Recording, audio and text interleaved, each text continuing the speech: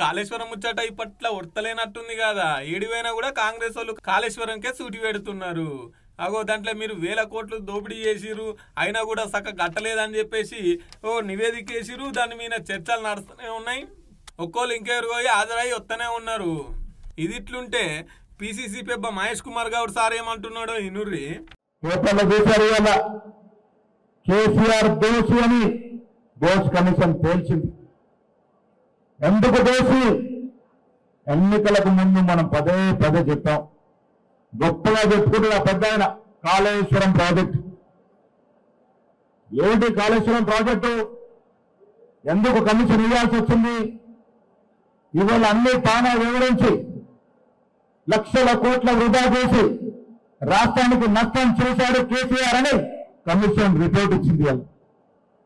Engineer చెప్పిందిలే, contractor చెప్పిందిలే, నేను రాష్ట్రానికి ఆగినట్ట రారాజుని నా ఇష్టం వచ్చిన నడవాలన్నాడు. కాబట్టి కాళేశ్వరం ప్రాజెక్టు బీటలై కూలిపోయే పరిస్థితి వచ్చింది. ఇంకా సిగ్గు లేకుండా ఒక పిల్లలు కూలితే, 2 పిల్లలు కూలితే, 3 పిల్లలు కూలితే ఏంటని అనుకోవాలి. ఒక స్లాబ్ వేసి ఇల్లుకి ఒక పిల్లలు కూలితే ఆ ఇంట్లో మీరు ఉంటారా కేటీఆర్ గారు? మీరు ఇంట్లో ఇంటికి ఒక పిల్లలకు బీటలు వాడుతూ మీరు ఉంటారా? మీ పిల్లలు ఉంటారా? కాళేశ్వరం ప్రాజెక్టు కూడా కట్టాల్సిన చోట కట్టకుండా అధిక వ్యయాన్ని పోపి కేవలం కమిషన్ల కోసం కాళేశ్వరం ప్రాజెక్టు కట్టి ప్రజాధనమైన 1,20,000 కోట్లు గోదావరి నదిలో పోశారు. దీనికి శిక్ష పడకూడదా? నిజాయితీ పడిన కమిషన్ ఇక నివేదిక ఇచ్చింది, కేసీఆర్ ని బోన్లో నిలబెట్టింది. విన్నారు కదా, కేసీఆర్ ను ఎప్పుడో ఘోష్ కమిషన్ ఈయన దోషి అని తేల్చింది. ఇంకా మేమేం చెప్తాం అంటేనే 2 పిల్లలు గుంగిలే అని చెప్పేసి మాట్లాడుతున్నారు కదా బీఆర్ఎస్ వాళ్ళు. మీ ఇంట్లో ఒక పిల్లలు గుంగితే ఊకుంటారా? ఇల్లు నిలబడుతుందా? గీ మాత్రం తెలియదా అని చెప్పేసి కాళేశ్వరం మొత్తం కూలేశ్వరం అయిపోయింది. కాళేశ్వరం పేరు మీద 100 కోట్లు దోసుకున్నారు. ఉన్న నీళ్ళు కూడా అలా ఫామ్ హౌస్ కే మలుపుకున్నారు అని చెప్పేసి గట్టిగానే ఫైర్ కాబట్టిండు పిసిసి పెప్ప మహేష్ కుమార్ గౌడ్ అన్న. ఇవి ఇట్లా నడుస్తున్నది కాళేశ్వరం కథ.